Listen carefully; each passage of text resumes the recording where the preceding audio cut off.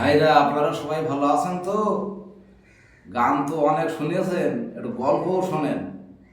যদি গল্প শুনে ভালো লাগে একটা কমেন্ট, একটা শেয়ার, একটা লাইক করে যাবেন। গল্প হচ্ছে এই, আমরা একসাথে বন্ধু বান্ধব 4-5 জন বেড়াই, তার ভিতরে একজন আছে, সে সবসময়ের জন্য পরের কাছ থেকে কী করে খাবে এই ধান্দায় থাকে।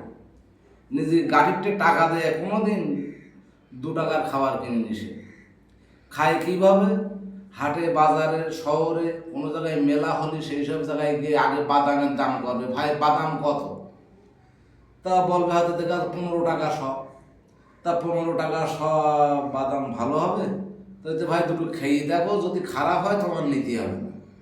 এখন ওই দুটো দেল ওর হাতে খেয়ে নেল, হয়তো একটা তুলিয়ে খেইল। এইরকম করে যদি 15টা দোকান ঘরে, তাহলে ওর আর কেনা লাগে? কোনো জায়গাতে কেনা না, ওইরকম করে খাবার খায়, এইরকম করে খায় খাবার। সমস্ত জায়গাতে এইরকম করে তুলে তুলে খাবার খায়, জীবনে কেনে না।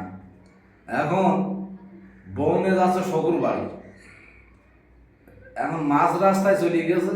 যাওয়ার পরে একজন মধুওয়ালা এসে বইতে, মধু লাগবে মধু, মধু লাগবে মধু। ও চিন্তা করতে একটু খাইতে পারলে হইতে, মধু নেসতে একটু খাতে পারলে হইতো।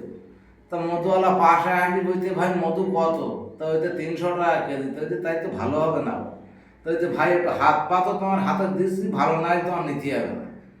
এবার সেই মধু হাতে দিলেও খেয়ে নে সুরটে, খেয়ে বলতে যে ভাই মধু খারাপ না, তো যাচ্ছি শকুর বাড়ি, অন্যদিন দেখা হলি নেওয়ান বইলেও কেউ রসছে। এর শকুর বাড়ি গেছে, যে ভালো মন্দ খেয়ে দলুজ ঘরে গেছে সুতি, মানে বাংলা ঘর যারে বলে। এরা সিথি দুজন শুয়েছে, শুয়ে দেখে ওই মটকায় বল্লায় চাক করে, ভোমরা বল্লা বলে, ওই বল্লা চাক করে যেরকম কাটনি কাটনি করে, আর পাহাড়ের মতন গাঁথনি করেছে তাতে। ও শুয়ে বুড়ে বইতে, রে শুয়ারের বাচ্চা, মধু আমি কেনবো কেন? এতে তো আদমন মধু হবেন, যে চা হইয়েছে এতে তো আদমন মধু হবেন। বউটা একটু আগ পাগলা বানাছিল, বইতে যে সন্তান ওর ডেকে, তুই কি, তুই তো সিগারেটে বাস হই, একটা কাশি আর একটা বালতি না টকুরায়, তুই কেন? তুমি অত বুঝতে হবে না, এই মধুর কাড়িয়েতে তুই তাড়াতাড়ি যাবেন, দেখবি অত শুনতে হবে না তো। বউ গিয়ে সেই বাসুই কাশি বালতি নিয়ে গেছে, এই নিয়ে ওই যেখানে চাকরি চুরির পাশে সেই বাসুই বাদাইয়েছে, বাদাইয়ে বালতিটা হাতে করে নিয়েছে, নিয়ে তারপর খানিক দূর উঠেছে। ও উঠলে ওই বাসুই এরকম করে নটিয়েছে, এরকম করে নটিয়েছে। তো ওইতে কি শোন, আবার নেবিয়েছে, নেবিতে ওই তো শোন, তো ওই তো কি, তো ওই তো মৌমাছির বলে একটা ধরন আছে।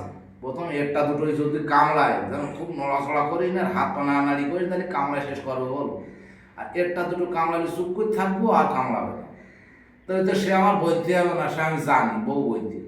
তো যাক ভালোই, বলতে এক কাজ কর দিলে, তুই বাসুই ধরতে যে ওই নইটে যেরকম করে আমার কামড়ায় শেষ করবেন, তুই ওঠ।